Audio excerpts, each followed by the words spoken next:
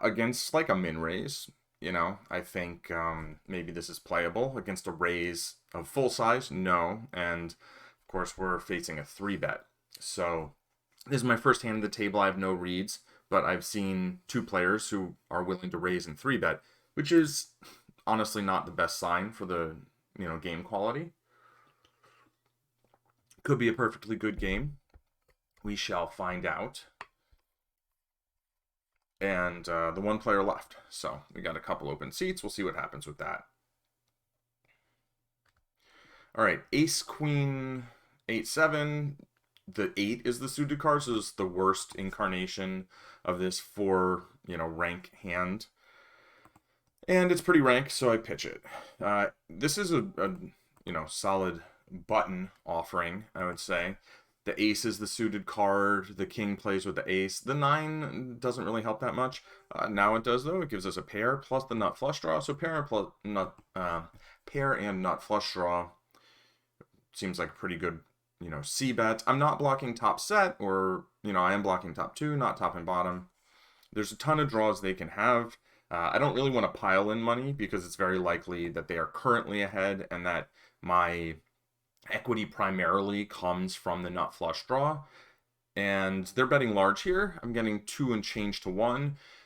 The nice thing about the 3 is not only that it potentially gives me some boat outs, but that it also gives me, it means that the none of the the 3 of spades. I have what, 8 clean spades. I believe the 4 of spades is questionable, and I'm gonna fold.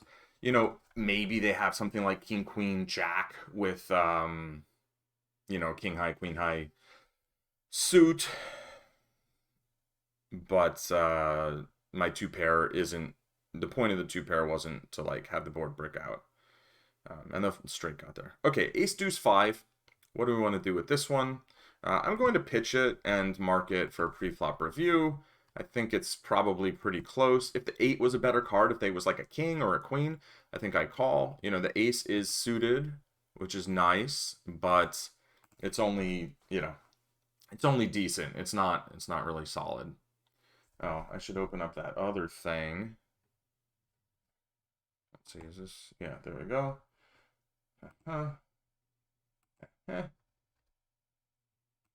Oh, we're not actually technically streaming yet. I'm still in that period of time when I am existing as I am, and I'm sending data out to the internet, but the internet is not sending the data to you. But when you see this, anyway, I'm streaming with the time delay because poker. I don't really want to broadcast my hand live to the internet. Not the best idea in the world. That's the thing saying that we should probably be live, and I see the other thing that says we're live, so we are good to go. All right, what's going on in this hand? I kind of missed it. All right, so today I want to do a little bit better job of focusing on the hand, each hand, and probably discuss a little less broader concepts. So here, pair of 2s, suited king, K7 deuce is like just the ultimate disconnected garbage. I pick up the second nut flush draw. I think there's a reasonable chance that flush draw is good. Again, I don't have a straight draw. A queen would not give me a straight. I can't make a straight with these starting cards. And now I have the second nuts, and I think I can value bet here. I think if somebody had the nut flush, first of all, they'd have a pair of aces, and they might have bet earlier. I can't bet a lot because, like, my opponents just probably don't have that much. One thing is that the 2 cards, like queen 9 of spades, my king 7 kind of smushed them into having more straight flushes, if that makes sense. But they can have hands like queen 2, queen 3 of spades, I believe, stuff like that. So jack 5-5 tray, not a very good hand, so that's not one we're going to be playing. Now we see that some new players have strolled in, and that's nice. We'll keep an eye on them for reads. The button raises and the big blind calls. This board, I don't know. I think it's probably decent for button because button's going to have more of these overpairs. And the big blind, I don't think has a ton of 4s. Yeah, they can have some danglers, but against a pot size raise from the button. Also, the button can have some danglers. You can raise like king, queen, jack, 4, and stuff like that on the button with double suited at least, maybe even with one suit. So, the betting from the button makes some sense. All right, king 6 for the out of position player, and king 8 7 6 with a suited king. That's a pretty decent hand. It seems like a reasonable defend. I'm not very familiar with exactly what defense ranges should be, but that's a hand that has a fair amount going for it, despite being like not super good. Let's see what the other player had. The other player had ace king jack 5 with diamonds, so they picked up diamonds on the turn, and they rivered a king, but lost to kings and 6s. They had kings and 4s. So yeah, seems like a pretty reasonable hand for both players, right? And the value to that is, we don't actually have information that's going to really change our perceptions of the players, but we know that we have an absence of that so far. So far, we can think those players, reasonable chance they're solid players. Here, we have a limp and an over limp. So the limper is probably a weaker player. I think we'd seen them limp earlier also, right? I've marked them that way. So that's nice to see. Maybe it's a decent table. And just because the big blind called with a reasonable hand to call with, or what I think is a reasonable hand to call with, doesn't mean that they're not also calling with unreasonable hands, right? That doesn't like narrow them down to definitely being solid. It just means we have a data point that doesn't suggest that they're not solid.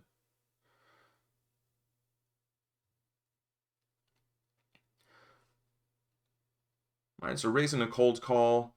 The flop, I think, was generally better for the in position player. Interestingly, the turn, I think, is often going to be better for the out of position player who can check, a lot of hands with ace ace and some ace x hands, but it hit the in position player.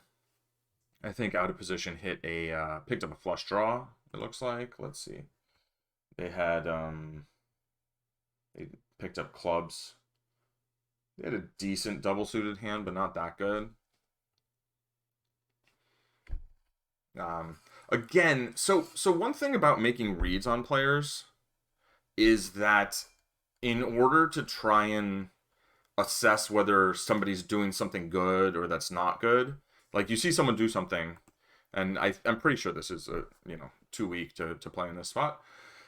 But you see someone do something and you think, oh, is that an indication that this is a player I want to play with, or is this kind of a solid play, meaning I should approach them as if they have solid ranges here? If you don't know what the solid ranges are, then you can't assess that, right? If you don't play well, you can't really tell who plays well.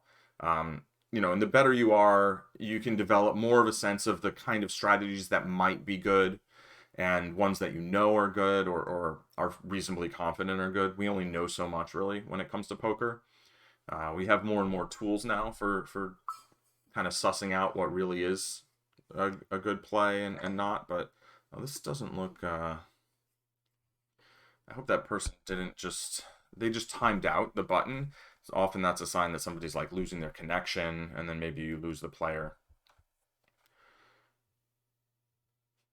All right, so they're limping a fair amount, but not a ton, right? I mean, we can see that their VPIP is 17, so that's not high. It's going to be a little higher after this hand.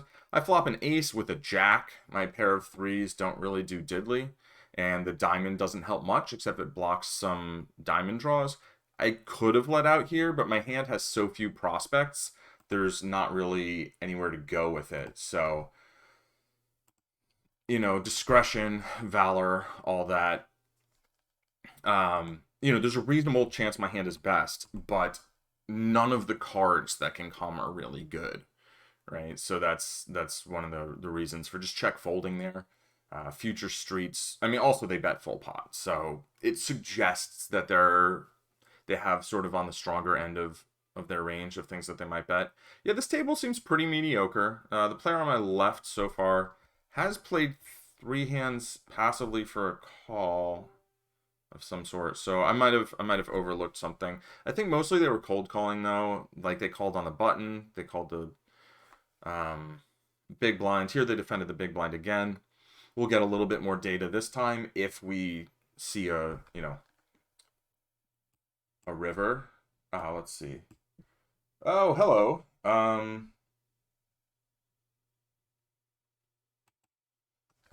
The ace deuce eight, whatever the other card was.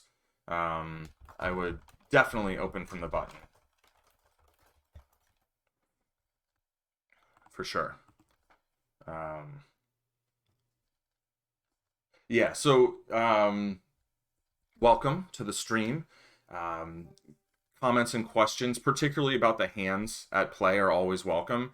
It's a little tricky because I have a delay, and so going back and seeing exactly which hand is which is a little tricky. But if you say the starting hand, I should be able to find it in my database. Yeah, this shows what did I have? Ace 8 5 deuce. Yeah. So that was a hand that I definitely would have raised from the button, and I believe I was the cutoff, right?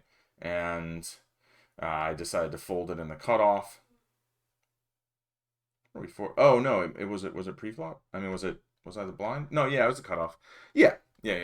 So exactly, that's a hand that from the button I'm open raising. From the cutoff, it's questionable, and I'm definitely going to review that after. Let me tag that for pre-flop. Cool. So we'll take a look at that at the end of the session.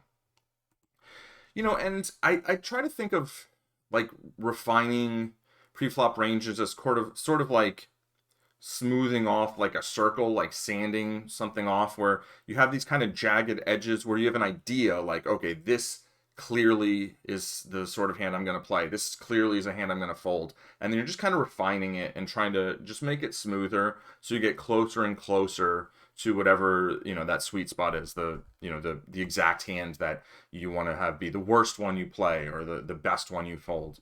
And that's just a process. It's iterative. We get a little bit more accurate each time. And it's a separate process for like each position. Now here, my first instinct was like, oh, nice, double suited. The fact that the ace king are suited and the king, and the 7-3 are suited, if it was like ace 3 and king 7, I definitely would have played it. Again, this one I'm going to mark, and I think it's probably close. And I mean, here's the thing. If every time you think a hand is close, it's close, you're good. Like, if something's slightly bad and you play it, that's not a big deal because it was only slightly bad. If something's slightly good and you don't play it, then similarly, that's not a big loss, right? There's a whole lot of hands that are right at the margin. So just by learning where that margin is, we've done most of the work. We've done the most important part of the work, right? And I'm going to mark this person as a green person now. And I think we can feel confident. Like, yeah, this is someone we want at the table. They might not be hugely spewy or terrible or anything, but we're pretty confident that that's someone we want at the table. Similarly, the player on our left, I haven't seen a lot of individual hands that I think they've been playing really bad, but they've played 6 out of 10 hands. They've played 5 of those passively, so it's probably pretty safe to say, yeah, I think this is a player we want at the table. But because I saw a few spots where they played hands passively that I thought that's probably okay, I'm going to hesitate a little bit because I have like a counter indication to them being like a weak bad player. All right, this is a pretty nice hand, king queen 10-9. The gap's in the middle, right, which is okay. It's not ideal. I'd rather have king queen jack 9 or something, or king queen jack 10. But there's going to be a lot of nice flops for this hand. I am going to defend against this raise. In general, I'm just always doing pot pre-flop. In the past, I had kind of played around with different bet sizes. I think just pick the hands you want to play and pot them. But there probably isn't anything that wrong with this sizing. The only thing is, it's like, if you're playing the hands that you want to play And I don't think this is a good 3-betting hand because it doesn't have um, any aces, basically. So I'm going to run into aces at some decent amount. And now, yeah, they can have Jack 10, but there's not really any strong reason to think they do. I'm going to 2/3 pot it. I could have half potted or full potted. You know, also, I have the 10. That's another important factor here. I have top 3 pair, so any of those cards pair, and then I have a strong boat. There's no reason to really believe my opponent has all that much. I think the turn card was bad, mostly because it killed action. If they had a hand like aces or ace king or something and the board bricked out, I think there's a good chance I get some value there. Whereas when the queen comes, like, and I bet they're going to fold a lot. But I had a 10, so the 10 means like the straight is less likely. And the straight's already not that likely because of the way they played the hand. Oh, we have another opportunity to ban someone for... Yeah, they just like say the same thing every time. Okay, so do we want to 3-bet here, or do we want to flat, or do we want to fold? My gap is at the top, which is a negative, and playing against stronger players, that's going to make that even more negative. This is a pretty tight fold. It's possibly bad. This player's been kind of aggressive. But I'm just going to let it go. I think I don't really have a good way of looking that hand up in terms of like getting a confident idea of what I'm supposed to do with it. But I am going to mark it, and I'm going to verify, like, if I open that hand from the low jack, then playing it against the cutoff I think makes a lot of sense. So I probably should have played it. But if the big blind had been the big blind now, but in that hand, and the positions were the same where I was the button and the player was the cutoff, I probably would have flatted because I want that player in the pot. Whereas here, yeah, the small blind is maybe a player I want in the pot. I'm not sure, but the player who is the big blind seems to be more of a tight, aggressive player. Maybe they're going to 3-bet a little bit more, even though we haven't seen them 3-bet over 13 hands. They just have the stats that make me think it's reasonable that they're going to have a little bit more 3-betting. Green bad from Mars. I do not mean it like an ocean, like fish. Like fish are green. Although I don't, I don't prefer the term fish anymore. But although are fish green? I don't know. I feel like we draw fish green a lot, but like I don't even know where that comes from. I don't see a lot of fish. Like usually they're in the water, and yeah, maybe algae. But yeah, green means go. Green, you see a green player, you go to that table. I'll put it that way. All right, so again we get cold called by this player who's played a lot of hands passively. They've played the highest percentage of their hands of anyone at the table, but again I haven't specifically noticed them really get out of line. So we'll see kind of what they're calling with here. Let me see this person. Okay, cool. What? It's always hard to get back to the regular chat thing when... All right, so I have top pair, top kicker, no flush business, and a gut shot. So I'm going to check. I don't really want to be c-betting a lot of hands here. If they bet somewhere around half pot, I'm inclined to call. I've got 3 clean outs to the nuts. Now I think my hand's pretty strong. I think queen jack or queen 2 probably bet the flop. I think jack jack or 2-2 bet the flop. So I can't really go big here because it doesn't really line up with my story on the flop. Now this person could check raise if they had a hand like queen 2 or queen jack, just because they're probably not going to get a lot of value by betting out because neither of us were interested in the flop very much. This is not very good. So we fold. No, unpause chat. Okay. Still getting used to all the twitchery, the twitchcraft, such as it is. Yeah, but again, like that player behind us, we don't really have a strong concrete read, right? I don't have a pop-up. I should add some stats like limp. So oops, what the what? I'm gonna move that over here. add pre-flop limp to HUD. So we're going to do that. Okay, so let's see. 3, 4, 4, 6, not that good. Be happy, pretty happy to take a flop with it against a limper, but against an isolation raise, which seems like they got re-isolated. The player on our right, it has pretty aggro stats, so now if I were to go back and have, that king high one gapper, I probably 3-bet them. Okay, aces versus aces, not a whole lot to learn about the players here. The one player, double suited aces, what else are you going to do? Mediocre aces, they had the 8-9, so they have a connector, which is, cool. But, okay, for the hand you folded on the button, that was so close. I'd love to see you run that against some ranges you think you might have been up against. Oh, yeah. So doing ranges in PLO is just, it's problematic because... Which is not to say we shouldn't try to do it, but I think there's probably ways of getting some good ranges. Like I could put 30% and see how that does against 30%, thinking that's like roughly a typical cutoff range. So I think I'll do something like that. But people don't necessarily open the actual top 30%. It's a little more nuanced than that. But I'll run that. That's a good suggestion. In fact, I will note that. Where's my note? Okay. Run king jack 10-9 single suited versus cutoff open range pre-flop. We'll check that out. I would like to get a silent keyboard, although I enjoy the click. My keyboard's actually not quite clicky enough for me. There's something satisfying like when you're typing really fast and it's like clickety clickety clack. Computer, run simulation for pre-flop range. Okay. That's my Justice League animated series reference. That's always like, computer. Yeah, okay.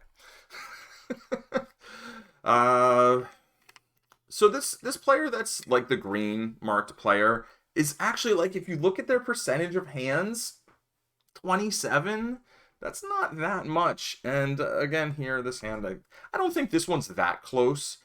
The king and the 9 and the 3, none of them really do anything with each other, and it's suited to the king, not to the ace, and we have a bonus spade, so I don't think that's a particularly close one. I think that's pretty clear. You can see from my stats so far, I've been playing 9% of my hands. Overall, I promise, I do not usually play only 9% of my hands, but, sometimes you just don't get a lot of good hands. I mean, I've played 23, now 24 hands, so... the player behind us, their stats have changed. What? Is this a new player? I hope not. Whatever. If it is, it is.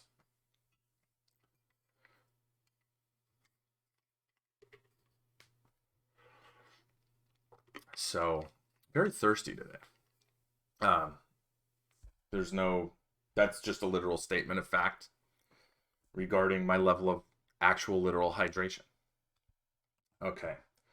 Oh, words. People always taking words and making them mean stuff you don't mean. Cool. I need like 4 more screens. It's nice having 2 screens, but yeah.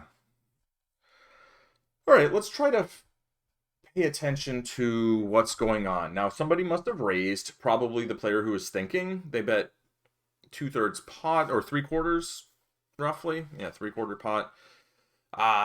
They've got a lot of king king and queen queen in their range, so they're mostly gonna bet like when they flop a set, a combo draw. Like if you have a nut flush draw, you probably have a gutter. Ace jack 10 is pretty happy there. What did they have? I'm gonna guess they probably had a nut flush draw and like ace jack or something. What did they have? They had aces? They had aces. Oh, and a 5 high flush draw. Okay, so they had something. This hand's pretty good. It's not really one I'm inclined to 3-bet, but I will defend it. I have a pair, a connector, and a potential nut flush draw, which turns into an actual nut flush draw. It would be really nice to have one Broadway card to have a gutter with this, but you know, nut flush draw. I'm not folding it for, um, you know, a reasonable bet size. Now, I do turn the nut flush, but of course it's not the nuts. Can I get value here from this person? I'm blocking aces. They can make a straight. I don't see a lot I can get value from, so I'm going to check. And if they make a large bet, like they probably have like queen, queen or something. But that's just a spot where making the flush is nice, but when the board pairs along with it, oh wow, they had the queen high flush. So if the turn had not been a board pairing heart, I could have gotten value from their hand and from their range. But the board pairing card does two things. One, it just makes me less likely to be good. And two, it hurts my chances of getting paid off. So some kind of a bet there on the river might have been good. And so a hand like this, if the ace was suited, I'm going to open raise. But with the ace not suited, I have a 6 high flush draw, pair of threes, and just a random ace that doesn't really do much. It doesn't even really connect with the 3, because if the ace and the 3 matter, it's because the board is 2, 4, 5, and then the 3, 6 already matters. And then I don't even want the ace, because then I'm blocking the smaller potential straight. So this table actually right now looks quite bad. It's one of the worst tables I've played at in terms of, here, let's mark that one for river play. It's one of the worst ones I played at on Ignition. Generally, the games have been fantastic. I think, as you saw yesterday, the game was really good yesterday. Typically, I would change tables, and maybe in the future, I'll start changing tables more if the games are bad. But I do think that there is a fair amount to be learned from playing in games that aren't great, and it also just kind of, it's a little tricky with the, you know, the screen management and stuff. I could open up a second table, play it on my second monitor, and then swap it in. It's going to look a little bit ugly. I might end up doing that. Let's see if somebody sits in the vacant seat and if, you know, they're worth playing with. If not, like, this table is just a table where everybody might be losing money, right? Because the rate's really high. It's hard to have a substantial edge. It's hard to have an edge on good players that's so substantial that you can overcome this level of rake. I'm sure, you know, master level players can probably have that, I would think. But even then, the win rate's probably going to be very marginal. You know, there are things in PLO where you can have very substantial edges. Okay, let's see. I've got 2 wheel cards and an ace, and they've made a slightly smaller raise size. I'm going to play this. Again, I'm not super confident in my defense ranges, and I don't have a really good method for verifying them right now. I do think this is probably... Is this a hand I would open in the cutoff? No, I guess I folded almost this exact hand. It's slightly different. And I just have a gut shot here, and they 3/4 potted it, so I'm going to fold. Wait. Did I click call? Oh my goodness, I click call. So, that's what we call a misclick. Jeez. Okay, so when you misclick, the first thing is to be like, okay, that's done, right? You played the hand as a call. So now I want to think about, what is my actual calling range? Well, I am going to have a lot of flush draws here. And if I had the ace of diamonds, I would put in a large bet. I'm going to end up checking. I don't think this is a great bluffing spot. Partially because, I mean, I guess I won the pot. So that's kind of a hilarious hand. I'm just going to mark that because I think there's a lot to talk about there, and I want to focus on the hands as they come. For instance, this person posted in the hijack, right? So they paid $1 to get 2 hands. They're going to get their hijack hand and their low jack hand, and then they're going to be the big blind instead of waiting. Now, that might not have been totally deliberate. The software can be buggy, yada, yada, yada. But overall, I think that this is not the most, it's not really a good thing to do. So, in general, better players who, like, have their shit together aren't going to do that often. All right, so we have a large river bet. You know, ace-king is the nuts. King-9, 9 in any of the straight cards makes a straight. And this is a hand that I will probably raise from the button. I'm not going to play it against a limper. So here, now we know this player's open limped, right? So we have a little bit of a read. And we saw the last hand as well. So, you know, we've got something to go on. We have reason to think, yeah, this table might be okay, right?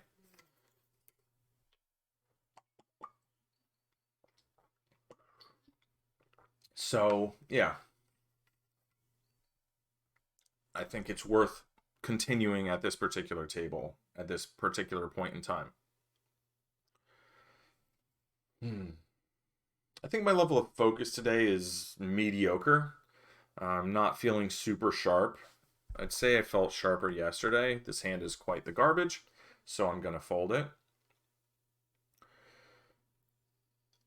And try to observe the hand as it goes. The player on my right, who's been fairly aggressive, although that's toned down a little bit over time.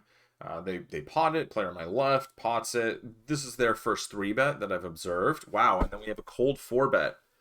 I would guess that there's some pretty strong hands at play here, especially since the opener was the hijack. It's not like, you know, cut off button small blind. Because the first opener was the hijack, that makes the button range a little stronger. That makes this, yeah, okay, kings. You would expect aces a fair amount there. We could see the equities pre-flop are almost 50-50, and on the flop, and then here, you know, not suited to the ace.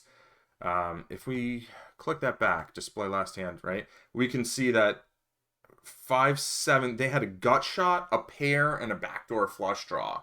And then some other backdoor straight stuff. And that was actually a favorite against, I guess they were just stone cold aces, right? Let's see what they had. They had aces and like nothing, right? And a flush blocker that the other person didn't even have that draw. So it's interesting how aces can be behind there. Having said that, do you want to just like check fold your aces? No, you got 45% equity. So they jam, and there's a chance that the opponent will fold some real equity. So because the stack to pot ratio was below 1, right? There was less in the stack than there was in the pot. Just jamming with aces on just about any board, I think, makes a lot of sense. That hand was pretty reasonable. I do think that the other player had a double suited rundown, which is exactly the type of hand that plays well against aces. And if the board came like, you know, ace king 9, then they just fold and they don't put any more in, probably, I think, depending on suits, right? Okay, back to focusing on the hands at hand. But that one hand I did feel had a lot of juice to extract in terms of things we can learn from it. All right, we get $1, a limper, and I can raise. I don't see a lot of merit in it. If I had strong jacks, I would raise. Here, I'm going to check. I think I'll call like a pot size bet, and now I have 3 5s, not a boat, right? I can't use both jacks, but I can put a bet out there. My 5 is probably good. My jacks were probably good, but now I'm just taking the pot, not letting something weird happen, like if they have deuces, they hit a deuce or whatever. Okay, so I have aces. These are very bad aces, right? The queen is okay. It's a high card, I guess, and it connects to the ace. But the 6 is pretty much garbage. I'm still going to 3-bet. I don't think I want to be cold calling a whole lot in the small blind, and the big blind is a fairly aggro player. Here I'm blocking the nut flush. They are going to have a lot of sets, though, but they're not going to have that many flushes.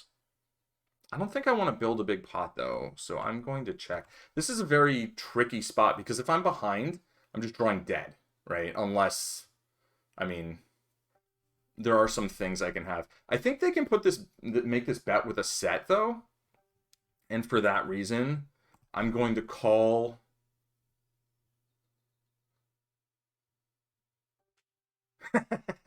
This is a very funny board. Again, not a royal flush. I think they probably don't have a flush here very often, though. I don't think I can value bet a straight, though. But, like, I'm going to win, right? With my fake royal flush. I'm going to mark that for review. So, basically my thought there was it's pretty reasonable for them to have a set and make this sort of, like, inflection bet where they're like, oh, okay, you don't have the nuts. you're not very interested in the pot, I'm going to basically put a bet out there. And then if you call with like a weaker flush or whatever, I can check back at turn and try and fill up. This is a pretty nice hand. Everything's connected, right? I mean, the ace doesn't physically connect to the 9, 8, or 7, but it's suited to the 8. So we have a suit and ace. And then we've got a nice 3-card rundown there. Flop, diddly squat. Against this player, I don't think it's going to hurt to bet like third pot. This is the sort of board where I'm not betting third pot because of what I have. I'm betting third pot because I think on this board that's the appropriate bet size. Now, they did call that, but I think they don't have a strong hand that often. I'm going to go ahead and pot it with the intention of if a club comes on the river, then I can win a really large pot, right? And here now, I kind of feel like, okay, they called a pot size bet on the turn. I don't think I'm going to get them to fold a whole lot, especially on this river. Also, all the straight draws from the flop, like 4-6, ace-4, all these wraps, all got there. So I'm going to give up now. And they just had a jack. So that's oh, they had a straight draw on the turn. So I might have been able to blow them off that on the river, truthfully. I'm going to mark that. And so I do think there's potentially some merit to betting on the river, especially if I think my opponent's probably going to lead out if they make a straight. If they lead out and they make a straight, I didn't really consider that. If they do that, then their range all of a sudden is a lot weaker when they check the river. And I certainly, of course, I can have straights, right? Like especially the ace-4, but I can have some rundowns with like a 6 and a 4 because I opened, I believe, in the cutoff. Oh, I want to go back and see what, let's double check what they had in that other hand. What was it? Where I made the fake royal. They had king, queen, 7-7. Okay, so they had a straight draw, and then they hit a straight, and top pair. So they kind of just made a like, hey, what's going on bet, which I think is probably fine-ish. I don't know. I'm okay with my play in that hand. I think having the Broadway but not having a flush is just not, you know, the river would have been very thin value, and starting to build a pot out of position I think probably would have been a mistake, even with the nut blocker. If I had no straight, then maybe I turn that into a bluff, right? But with the straight, it's like all I'm trying to do is get flushes to fold. And with so many of the high cards on board, not a lot of flushes going to be out there. So this person just always raises to 3.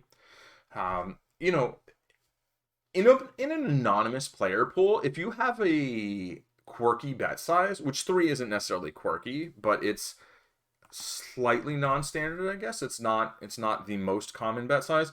But if you have a quirky, like if you always made it 299, then observant opponents will be like, oh, that's the person who always makes it 299. And if you see that person later, you know, then you're going to have a sense about them.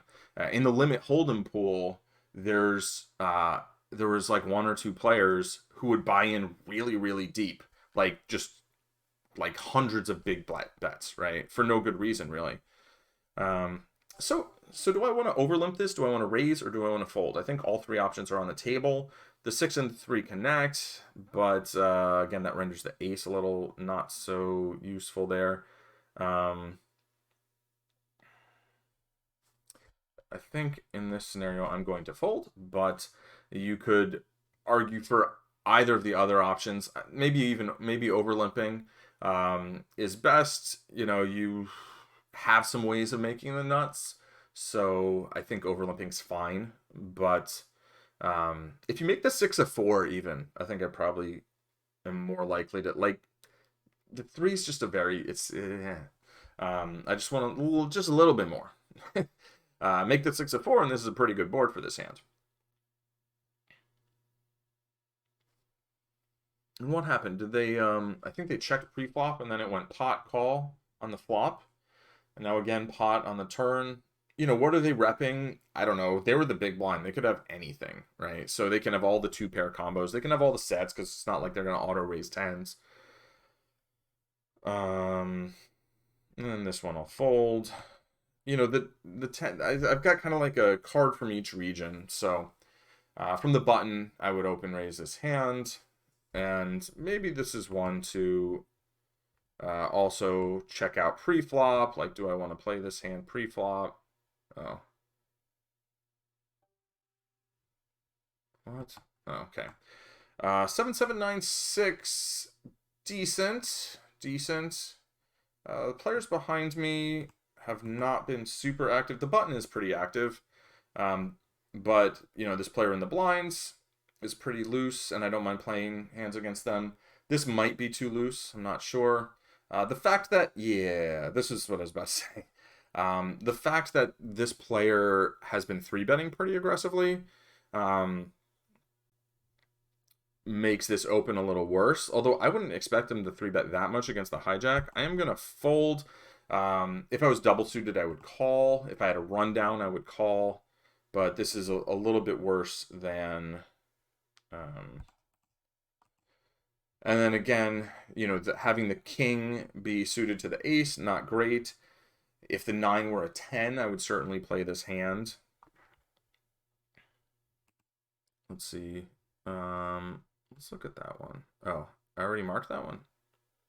And this one. Okay, cool. All right. I'm going to start just marking hands pre-flop and then only reviewing, and then just looking at everything that's marked. And maybe having specific pre-flop, you know, review sessions, bits, whatever.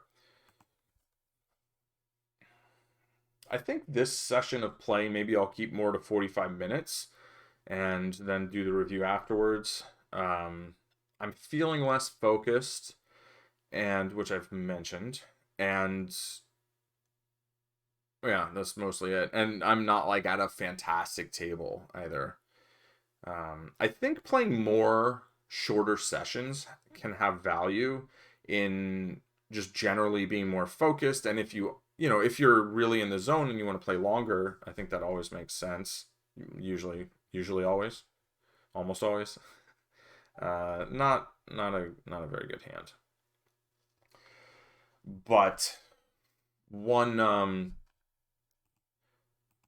you know, I think it's easier to make a smaller session more focused in general, but also when you're particularly early on, if you have a lot of questions in any given session, I think having kind of more iterations of play, review, play, review, I think can lead to faster learning than play, okay, review, play, you know, where you have a whole lot of playing. Like, I actually think even like micro sessions can be very effective, where you play, instead of playing you know, like a real session, like you sit down and you just play until you have an interesting hand, and then you play that hand, and then you sit out next big blind, and then you review that hand, right? It's just that simple. You could even go extreme with the other thing, where like if you play the fast fold variety, you could just sit out immediately after an interesting hand, review it, and then come back. And I think that would be a very good learning process. It wouldn't get you very much volume, but you could probably get very good very quickly. Okay, let's see. I have another question from the chat. With your hands where it is close but you decide to fold, I'd love to hear you talk about how that decision might change if more or less people limped ahead of you. Yeah. Right. So I can try and be more specific with actual hands as they occur, but I would say, like, this hand, I'm going to open raise. I think it's close, but I'm going to open raise. If this player had limped, I would have folded, because I don't think it plays that well against a limper. And now that they've raised, I'm definitely folding. But yeah, you know, it's tricky, because like the better games you're in, the less often you're in these very clear, you know, raise first in or fold spots. Whereas when you're in a bad game, that comes up a lot, but it's like there's not that much money to be had at the table. Now this game's a little bit ideal for like learning that kind of thing. Okay, so here I'm double suited. I'm suited to the ace, I'm suited to the queen, the ace 2 3 all connect, and then the queen connects to the ace. So this isn't like a super premium hand or anything, but it's the best incarnation of these 4 cards. That's really a very nice flop. And this is the type of board where I can bet very often. I think I can bet 60% of pot. I have the nut flush draw, I have top pair, top kicker, and I have a gutter butter to the nutters. So like a 4 gives me a straight, right? A gut shot to the nuts. So that hand with limpers, I think I'm still raising that hand, right? Because it's gonna play well. It's gonna make ace high flush draws, queen high flush draws. It can make a lot of straights. You know, the ace queen straight, the Broadway is going to be the nuts. Here I have nothing. I just fold. So yeah, that hand felt like a hand that I want to play with limpers, because it's just got a lot of ways of hitting the flop, right? So if I have a multi-way flop, there's just going to be a lot of, like, I'm very often going to have a draw to the nuts. I'm going to make like top 2, aces up. You know, the wheel is going to lose a little power multi-way, because the thing about the wheel, when you make it with the ace in your hand, it's just not going to be the nuts. So it could come ace 4 5 and then 2 3 is the nuts, which is actually what I was drawing to, right? But yeah, I think that's a really good question in terms of just, how does a limper affect my ranges in a given spot, whether it's raising or over limping.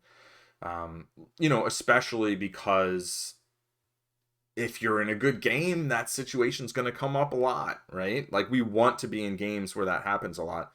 Ooh, okay. So someone flopped the wheel, and someone flopped a set of 4s, and they won very forcefully. Okay. So queen jack 4 deuce, not great, but I am double suited, and I'm suited to the queen and suited to the jack. This is the type of hand to me where on the button, I'm going to open raise, and if there's a limp ahead of me, like, none of my stuff is really to the nuts. I mean, yeah, I can make a couple nut straights, I guess. So I think I'm going to fold if there's a limper. Although if it's this limper, I might play, because they're the person I want to play with, really. But when it's folded to me, I think this is a reasonable hand to open raise, especially because I'm suited to the queen and suited to the jack, not suited like to the 4 or whatever, right? And then this one, I'm not as sure. I think having the deuce is pretty bad. I need to review, like, what double suited hands I am folding from the button, because I think we're playing well over half the double suited hands from the button. So, it's the sort of thing where it's like if in Hold'em you're raising ace 4 off and up, like, you can remember you raise ace 4 off and up, but really it's like ace deuce off, ace 3 off. Those are the hands. This is pretty bad. Where those are the ones where you do something different, right? Where it's like, yeah, I have an ace, I'm probably going to raise, I have a deuce. No, we'll throw it away. You might raise any ace X from the button, but solvers, I think, don't like those really wee little aces. So if you do raise it, it's exploitative way of utilizing your position against, non-bot competition.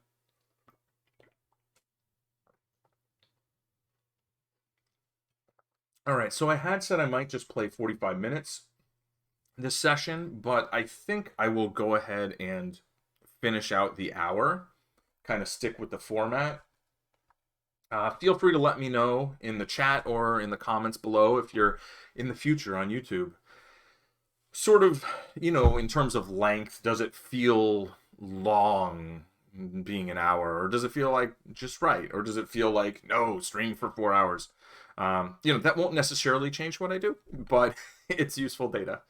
An hour does feel kind of long to try and stay focused. Like, you could stream for 5 hours, you could play for 5 hours and chat kind of casually. I'd probably have some music going, right? I'm trying to have kind of a higher intensity level, which I think maybe for an hour of actual play is, I think that's the upper end, but let me know. Okay, so I was going to say ace 8, 3, 4, against this small raise from the low jack, and then having that person who I want to play with having posted dead money in the cutoff, I think I was going to defend this. I think it's a good defense because the ace is suited, because, you know, I've got these wheel cards, which are probably very live. If somebody's raising from early position, they probably don't have a 3 or a 4 in their hand unless they have like pocket aces with a dangler or with, you know, with one of these little things. However, against the 3-bet, not a whole lot to think about here. I think, you know, this is pretty bad against a 3-bet, so I am going to pitch it in the garbage. And, you know, this is one of those hands that if I was the button and if there was a limper, I think you could make a pretty good case for over limping. You know, raising doesn't seem great against a limper. Okay, so double suited 6s and 5s. Fair. Tons of really good flops that they can have. Maybe not tons, but a good number, right? I mean, they can flop a lot of sets and straights and set with a flush draw, yada, yada, yada.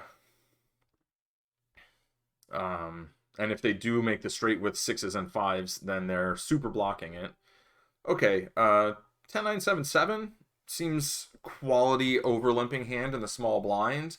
I believe I will call a raise if this person raises.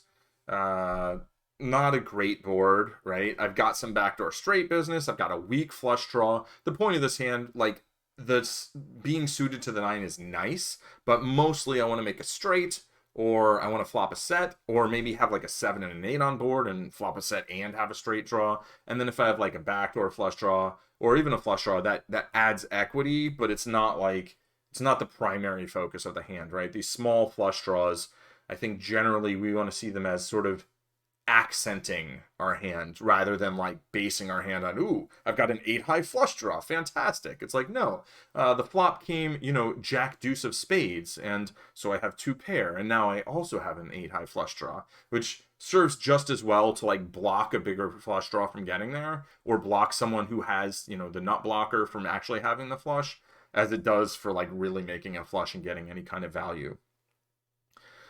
So here, 8 deuce flops, you know, top and bottom pair, which top and bottom pair in PLO is a very tenuous holding. Even in Hold'em, it's something that I think you need to be careful of some of the dangers, right? But, you know, the thing about deuces in PLO is just, it's like, I don't know, it's, if you make 2 pair with a deuce, it's like so easy for someone else to make another 2 pair, and it's usually going to be a better 2 pair.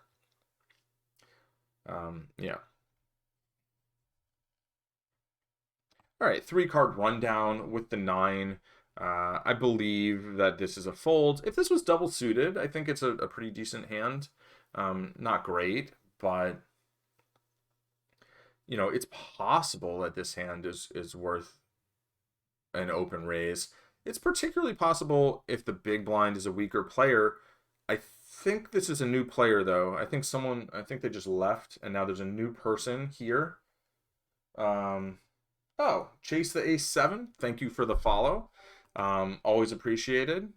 Hope you're getting something out of the stream. And if you have any questions, comments, any hands that you see that you want to review, you can always say, hey, can you tag that hand? And if you say the exact card combination, like 9654 or something like it, then I can find it and mark it. I do stream with the delay, so it's going to be a little trickier to, if you're like, oh, mark this hand, I'm like, well, which hand? I'm playing 3 minutes in the future, right? Or in the past, yeah. So you're in the future. I'm in the past. But yeah, I'm always happy to, at the end of the session, I'm going to do a session review. And at the moment, I'm keeping it fairly light, and this hand's not very good. We fold. Having the suited ace, like if it was ace deuce suited, I would play this for sure. But, you know, then it would be double suited. But yeah, at the moment, my post-flops review session, post-session review sessions are going to be kind of focusing on pre-flop. I'm trying to really lock down my pre-flop opening ranges, and over time I'm going to go more towards doing more equity sort of things. In the future, I'll probably do some solver stuff. I might get pre-flop, the simple, not pre-flop, jeez, my words today are not on point. I might get like simple Omaha, or, you know, the simple series of solvers they have in Omaha one. I want to check that one out. I'm not there yet, right? I need to get just my fundamental ranges down much better before I really try to, get to the next level from there. I think there's certain skills that are foundational, and I think just basic pre-flop, opening ranges, and then understanding people's opening ranges, and then defense ranges, 3-bet ranges. These are just fundamental things that until we have them down, anything else we try and build is going to be kind of like tenuous. All right, so I have an 8 high flush draw. Meh. I do have a gutter. I have 2 6s to the nuts because the other 2 make flush draws. I am going to fold this hand for sure. It is not very good. And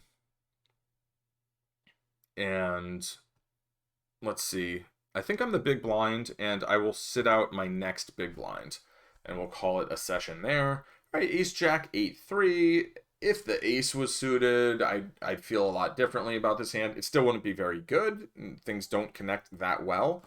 But even for 50 cents, it's like, I feel like it's just gonna kind of get me in some trouble here.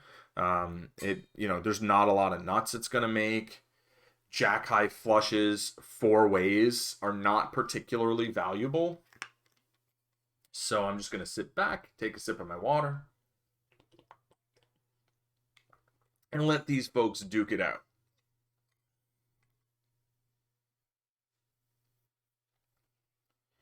In a board like this, I mean, I feel like it can hit anyone. It can hit limper ranges.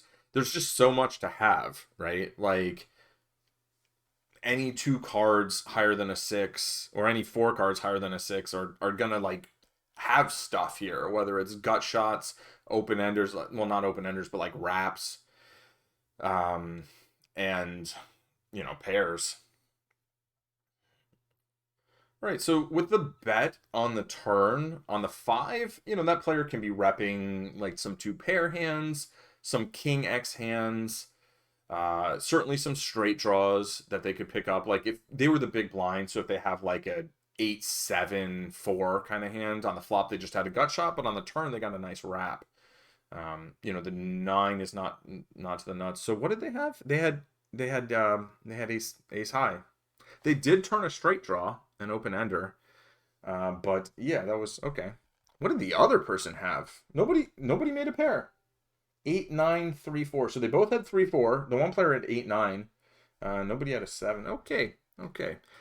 Yeah. So then this is one that I would open raise. Do I want to raise this or overlimp? I'm going to overlimp. You can probably make a case that a raise is better. My pair of jacks might have a little bit more value as like just jacks if I raise. Okay, so somebody raises another $1, which is fine. That's it's not a big deal. If the 6 were like a 7, I would have raised this hand. The 6 is just such a bad card that and I'm still trying to sort out like overlimping versus ISO raising in a game where you're not going to get isolation. I think raising more often in games where you will get isolation has more merit. I'm going to half pot. I just don't think there's that much I can get value from even. Not a whole lot of draws. I mean, there's some little wheel draw kind of business going on. My 6 blocks some of the straight possibilities. It blocks a 6 from coming or people from having 5-6 or 6-3.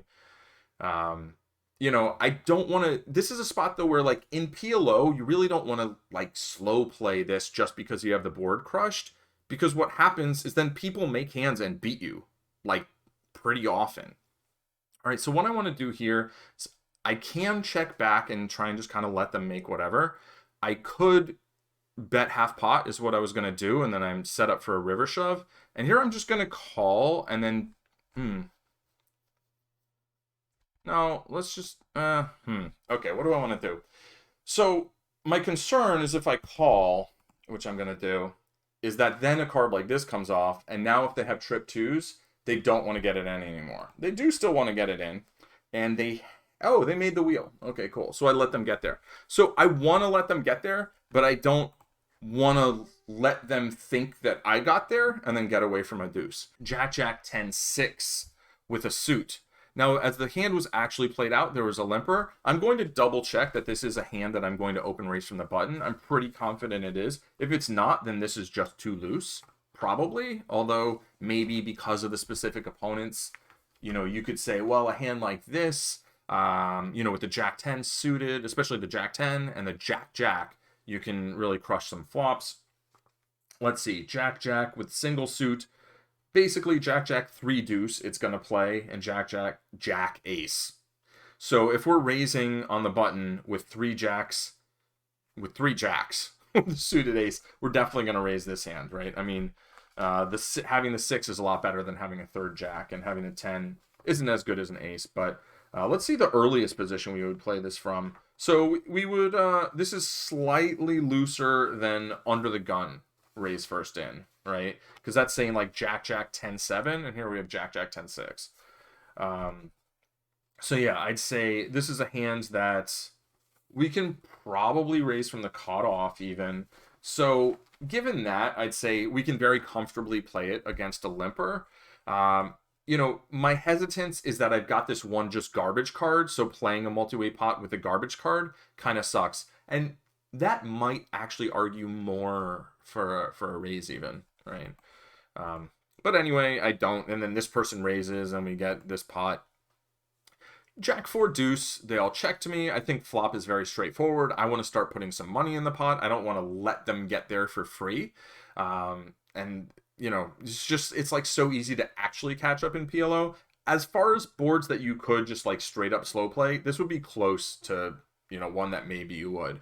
But I decided to put in half pot bet. I think that's pretty standard, or pretty straightforward, right? Pretty logical. I get called by somebody who had very little, right? But that's the thing. That's the theme. That's what kind of player this is.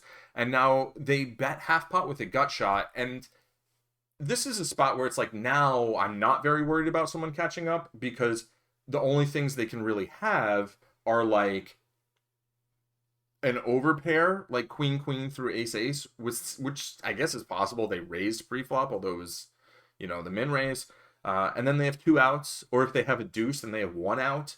So, you know, there's no straight flush things that can come. There's no flushes that can come.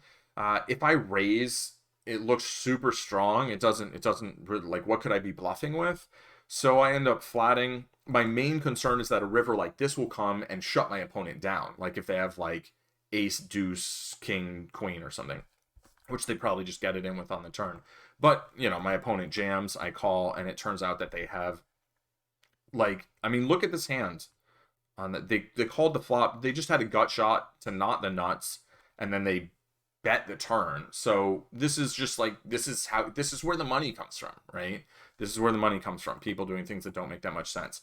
Having said that, like if I had a weaker hand on the flop, like they maybe they just win this pot, right? Like if I have a jack and some high cards, you know, I'm like, okay, you probably have a deuce, I fold. So their play maybe wasn't terrible on the turn. Okay, 7-7-6-9. Let's investigate this one, right? Hijack. And I'm not taking the notes I was yesterday. I think that doesn't go that well with the stream. I might go back to that. We'll see. I can try and set up a thing where I have like a notepad on the screen, and that might be a little better. All right, 7-7-6-9. So for this type of pair, yeah, I mean, it wants us to play 6-6-7-5, which has a lower pair. It's exactly the same flush draw, by the way.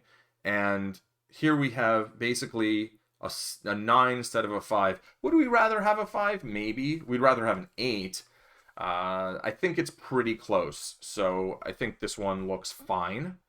So I'm going to pronounce it fit to play. And then against the 3-bet, it's at the bottom of our opening range.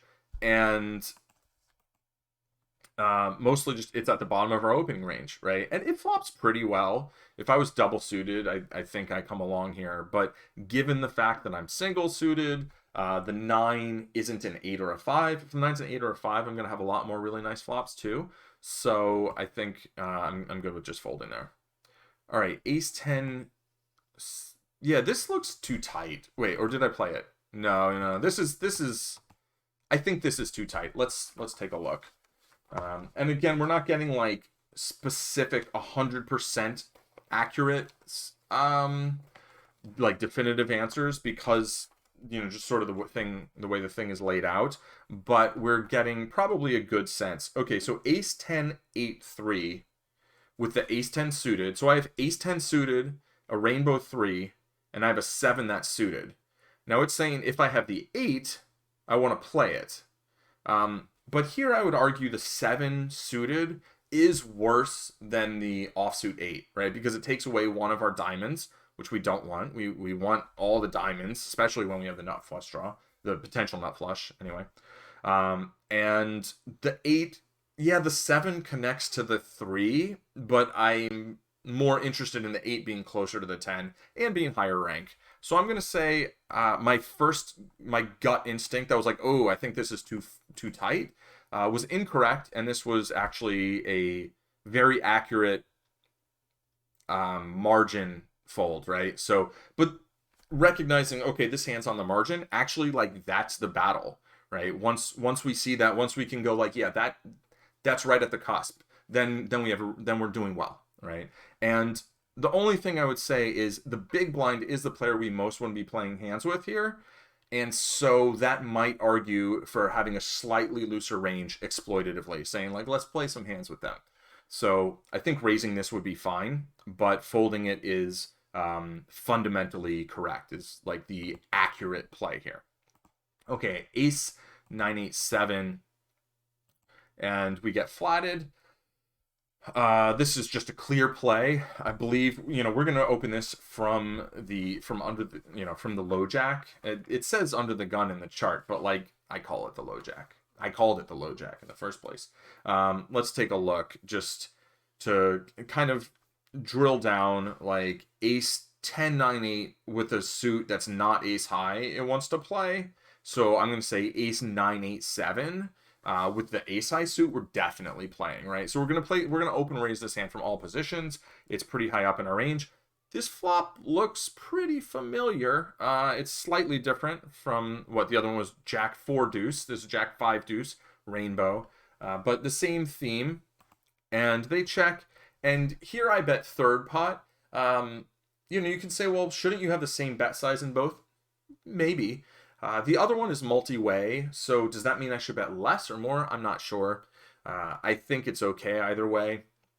But here I bet third pot, basically just trying to shake loose just garbage. Against a loose passive player, that might not be that effective in Omaha because there's just not that much like total air. But I think it's reasonable-ish. I mean, I do have backdoors.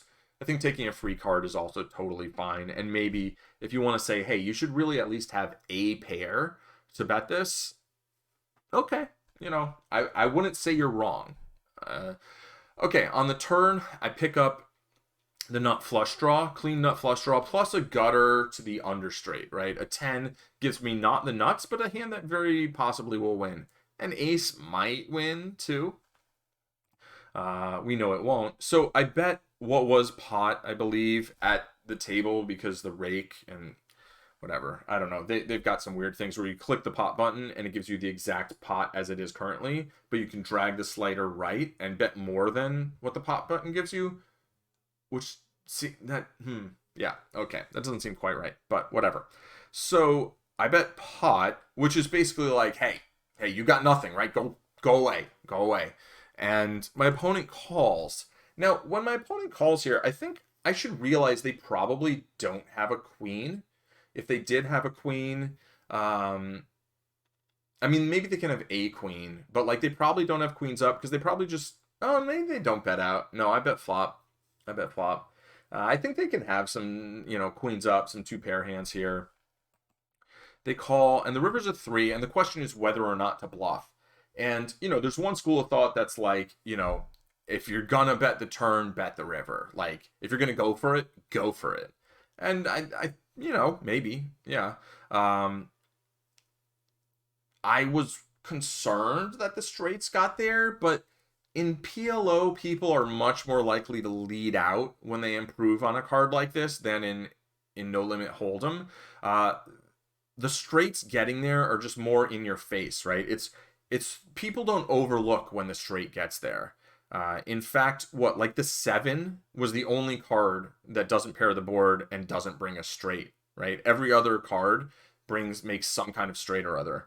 But this is the straight draws on the flop got there. Ace 3-4, 3-4-6, those kind of things. So I think giving up here is somewhat reasonable. I'm not blocking any pairs, so I'm not blocking any 2-pair combos, but really going for it big might have gotten it done, and I think it's worth considering. I'm just against the loose passive players. I'm a little less likely to do that, but the thing about bluffing loose passive players, like if you've bet earlier streets and they go call, call, they have more really weak hands in their range like this. We see they have a jack, right? Yeah, they had an open-ended straight draw, and there's all these draws that missed. I was thinking, oh, well, I've got the nut flush draw, so they probably didn't, they didn't miss the nut flush draw. But I overlooked kind of like there was this turn straight draw that they could pick up, and they can certainly have some other clubs, like with a jack maybe or a 5 that they whiffed. And so I think there's a pretty good argument to be made for betting this river. If I do bet this river, I think I'm just bombing it. I'm just potting it, right? I'm not making a small kind of like, oh, would you like to fold for $3 kind of bet. It's like, no. It's like, do you want to put in all your money? And it would be almost all their money because they were short stacked. Okay, next hand. Ace, ace, queen, 6. This was an interesting hand post flop. If you're going to flat some aces, this is probably an okay one to do it with. I didn't like that I'm deeper with this player, so I'm basically building this big pot out of position with weak aces. On the other hand, like calling isn't very comfortable, and the big blind is fairly aggro as well. Like I could flat and hope that they 3-bet some not great hand, and then the other player has to make a decision, and then I back raise. But I'm not like really like, oh, can I get all the money in with aces in this spot? Although then I won't have to play the hand out of position. And there's just going to be like a lot of bad flops for this hand. Some players, when they raise, they're like almost always going to call the 3-bet. I'm not even going to look at the stats for this player because the sample size just isn't going to be very good. Over time, I will try and get more of a sense of what the field is doing or what players of particular types are doing. But here, so here it's like, I flop the blocker to the nut flush draw, to the nut flush, because there's a flush out there, right? And there's a straight out there that are possible. I'm not actually blocking the nuts. The nuts is queen 9 of diamonds. So if I just go bet, like my opponent could just go call, and then jam river. They would just call. Like if I go pot, almost all the money's in already, right? So they can just do that with the nuts. They can just sit back with the nuts and do that.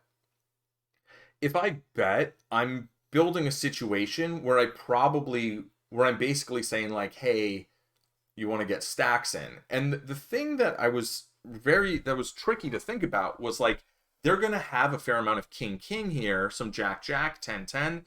And if they have those hands, they're not going to fold. But then the thing is like, well, that's okay because I have a straight. I'm beating those hands, right? It's a spot where I just think future streets are going to be really hard to play. But I'm in this weird spot where I've got the nut no flush and I'm blocking the nut non-straight flush. So very peculiar. I can't say I remember being in exactly this spot, at least not recently. So they bet about third of the pot, right? Which is kind of a smaller bet. And to me, it suggests they have some kind of a made hand that's not that good. Which turned out to be true. They were more like betting a draw, and they probably just want me to fold like ace, jack 4 kind of thing, right? Which like maybe I would. I mean, that's a rough spot for that hand. So this hand I think is a very comfortable call because I've got the nut no flush. My opponent's not going to have a lot of flushes because mostly they're going to be playing higher cards when they raise and then call a 3-bet. And the ace, king, jack, and 10 are all gone. So they're not going to have a whole lot of flushes. They're going to have small flushes to have them. And there's just not as many small flushes as big flushes because there's fewer cards that are under those ranks. So, they're not going to have a lot of flushes.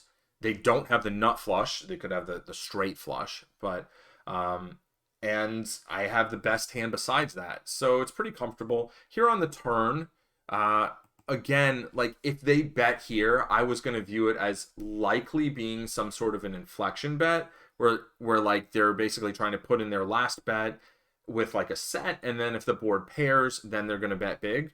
Having said that, that might be a mistake. It might be more like they're just going to bet flushes here. But again, there aren't that many flushes that they're likely to have because all the big cards are out there. So I check, they check back, and then the river's a queen of diamonds, which is hilarious. Like, it looks like I have a royal flush, but of course I don't, because we're playing Omaha. I have to use 2 from my hand, and I can only use 3 from the board. So, you know, my hand is ace of diamonds, you know, queen of clubs, and then the flop, basically. I still have the same thing that I had before. But now it's even less likely that my opponent has a flush. If they have 9-8 of diamonds, then they made what now is the nuts, which is a queen high straight flush. But it's just very odd. And I'm thinking, like, can I bet here for value because they have so few flushes at this point? Only the 9-8 of diamonds can even think about raising. And I mean, it's the nuts, so it'll definitely raise. But anything else, you know, is not going to do that unless like a 9 of diamonds tries to turn itself into a bluff or something wild. But, you know, can I get called by a set? I didn't even think about the king high straight. That would have been like the hand I was targeting for value, right? And since I have 2 aces, it's less likely they have the Broadway, and they can have any 2 cards from 9 through king unpaired. Any, you know, like a 9 and a 10, or a queen and a jack, or a king and a 9, and they make this king high straight. They basically just have to replace 2 cards on the board. So maybe I can get some thin value out. I could have bet like $4 or something weird, but then I feel like I'm just inciting them to like give me a hard time. But it's hard for them to do that because I have the ace of diamonds. So they basically need like the 9 of diamonds. Or I guess the 8 of diamonds also blocks the nuts, right? Because 9-8 is the only straight flush. So I check, they check it back, and I think it's fine. They had king queen on this board, so they had the open ender. They hit their open ender, and then on the river, it's like, eh. So I'm fine with this hand. I just think it's a very interesting board dynamic. Okay, ace 4-3-8, and the the cutoff raises, and I decide to call. It's a slightly smaller bet. I want to see, is this a hand that I'm opening from the cutoff? And if it is, then I think I can confidently defend it against the cutoff. If it's not, but it's slightly below it, then I probably can defend it. And if it's clearly not a play from the cutoff, then I'd say I should probably fold it. So let's take a look. We're going to look at cutoff raise first in, single suited, ace and 2 wheel cards, like ace 6-5-3, ace king 4-3. These are the ones that they're recommending to play. The 8 doesn't really do anything, so I think it's probably going to be a fold. Yeah, ace 10-8-3 is a play, but it's near the bottom of range. So I'm going to say this probably is a fold, but against the smaller raise size, maybe you can get away with it. I think it's close. I think it's correctly identified as being marginal, right? And being marginal, it's like, yeah, you play it or you don't play it. So I play it, and I flop a gut shot, and they bet, and I'm just out, right? Oh, this one. Yeah, this one. Okay, so I misclick. Okay, we talked about this at the table. I did not mean to call. I was clicking, you know, just the wrong button. It happens. You know, whenever you're thinking about your opponent's ranges, also, you have to have on some level the knowledge that, like, their cat might have just jumped on their mouse, or something might have happened. Their hand might have slipped. They might have misread their hands, right? It happens. So here I do have a gut shot, but when I'm playing this hand now and I get to the turn, I'm like, oh, what am I even doing this hand? But you've got to reset and think, okay, what should I have called the flop with, right? Well, I probably don't have like a set of jacks or 6s or 2s. The board's kind of wet. I'm probably going to check raise jacks for sure, or lead out. 6s or 2s, you might play passively here, actually, especially 2s. But you're not going to have a whole lot of pairs of 2s defending the big blind, I don't think, against the cutoff open. So if we look at, you know, what am I going to have? I can have some jack X. So I could have turned top 2. I can certainly have some flush draws. So I can think about like, do I want to lead out here? Well, if I had the ace of diamonds blocker, I think it's a much more reasonable play. The three of diamonds doesn't do that much. There's not that much with a three in the cutoffs range anyway. Maybe some of those like ace and some wheel cards or whatever, but the three of diamonds isn't a fantastic blocker. So I think we just look at it and we go, okay, I'm going to have some hands here. If I'd misclicked and had the ace of diamonds, maybe I think about turning this into a bluff. But here with this hand, we're just going to keep giving up. And they check back, which is like, okay, they probably don't have a flush, but they could have one of the weaker flushes, right? They could bet with something like Jack 10, 9, 8, and they could have 9, 8 of diamonds, and now they want to check back. I think would be a very reasonable thing to do. The ace comes on the river. They probably don't have an ace of diamonds, because if they did have an ace of diamonds, I think they're much more often betting the turn, whether it's as a bluff or for value with the nut flush. So my ace is going to be good here, like some of the time. I don't think I really need to bluff that much.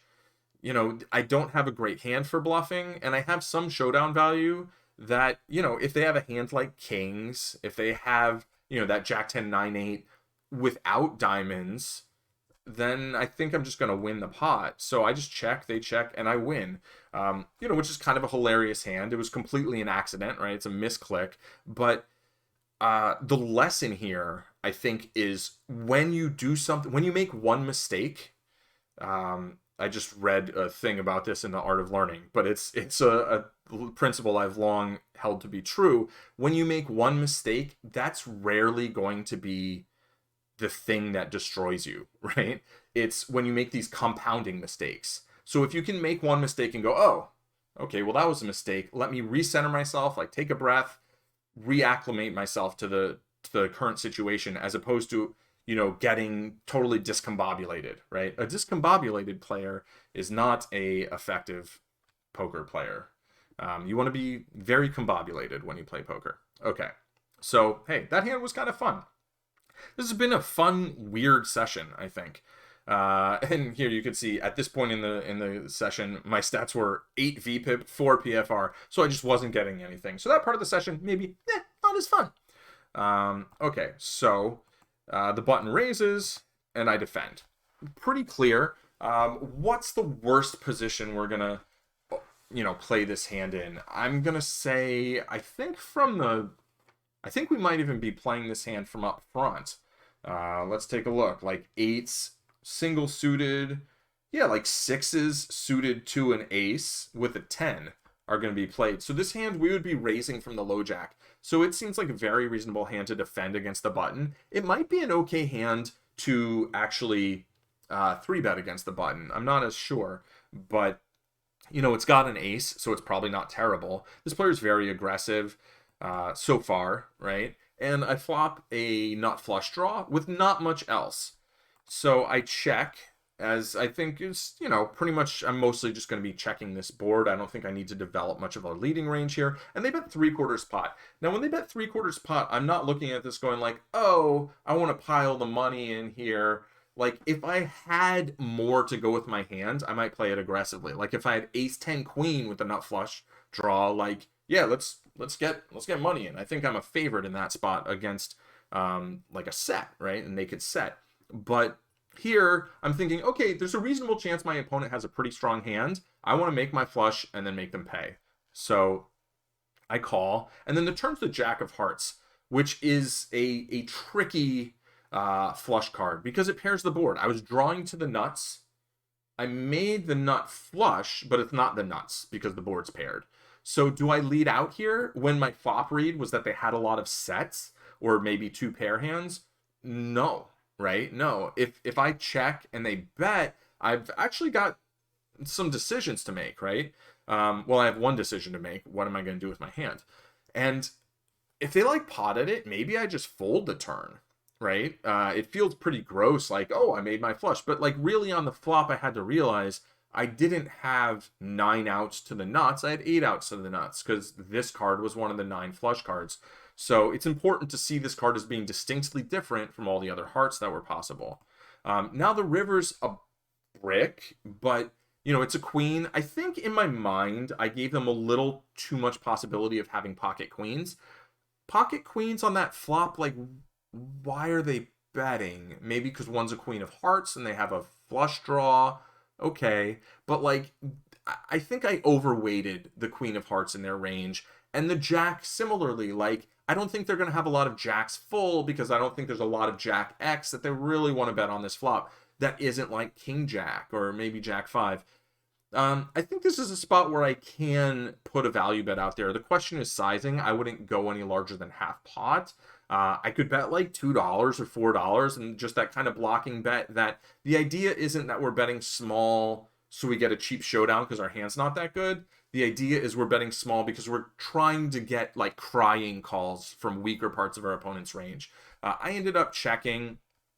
Maybe it's fine. I'm not totally sure, but you know, they check back and they did have the queen high flush, which was like the best hand they could have that we beat, which definitely gives a feeling, I wish I'd value bet against that hand, right? But we can't think too much like that. They're also going to have tons of other hands in their range that aren't the queen high flush, and we don't even know if they would have called a bet. It probably would have depended on our sizing. Okay, let's check out chat. Is there another lesson to not take any one decision by an opponent as too big a sign since they can also misclick? Absolutely. For sure. Yeah. I mean, they can misclick, and also just like great players make mistakes. You know, I mean, I watching tennis, like seeing the number of times like Roger Federer would just shank a shot, it would go off, he would frame it, right, and it would go flying into the stands in this really bizarre, like, well, that wasn't even close to being close. Like, you can look at a player do that and be like, oh, they're terrible, you know, greatest player of all time. Like, everybody makes mistakes, and sometimes those mistakes are like weird outliers, right? That we should look at and be like, well, somebody doing that is probably terrible, but like, let's look at more data, right? And that's sort of just this idea of uncertainty that I think we always need to hold everything we know with a certain level of uncertainty, varying levels of uncertainty, right? Sometimes that uncertainty is infinitesimal practically, and sometimes it's a very large level of uncertainty. So yes, when we see somebody make a really weird play that we're like, well, that's terrible, like, yeah, we have to have somewhere in our brains the possibility that like their cat did it, right? Their dog ate their homework, whatever, that like something came out of nowhere and it was just like, in this case, it was a physical error, right? And so, yeah, I think that's a very valuable lesson, just to not hold any given read, particularly based on one hand, too concretely. Also, sometimes like we're wrong, right? And we think, oh, they did this terrible thing. And then like a year later, we're like, oh, that was brilliant. Wow, like I didn't even know, like I didn't even get it. Like they were totally on another level. So yeah, definitely try and get information from every hand, but always balance, right? Always balance the different pieces of information and don't draw too firm a conviction about a read from any one piece of data. Datum? Point of datum? Yeah, okay. How many hands do we have left? 3 hands left. Okay, that's a bit. Okay, that's fine. King Jack 10-9. This hand.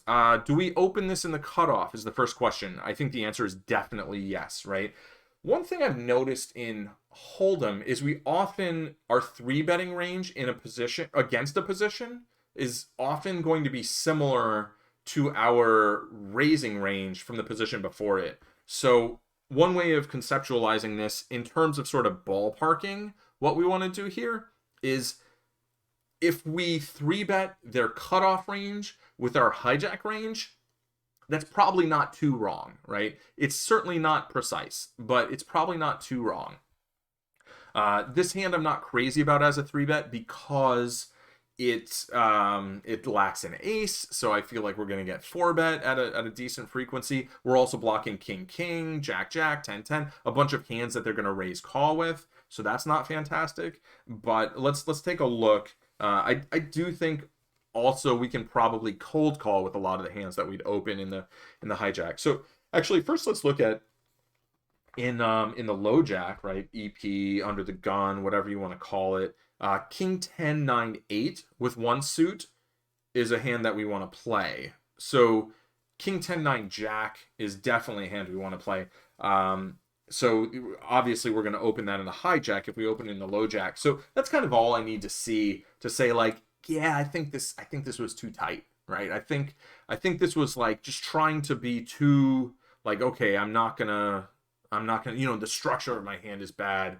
And the structure of my hand is bad, right? But I still have Jack 10-9. Those 3 cards are a good structure. The king is almost like a bonus card that gives me a king high flush draw, and can give me some bigger nut flushes. So I think with this hand, I want to look at this and say, all right, the intention was good, recognizing that I don't have a great structure.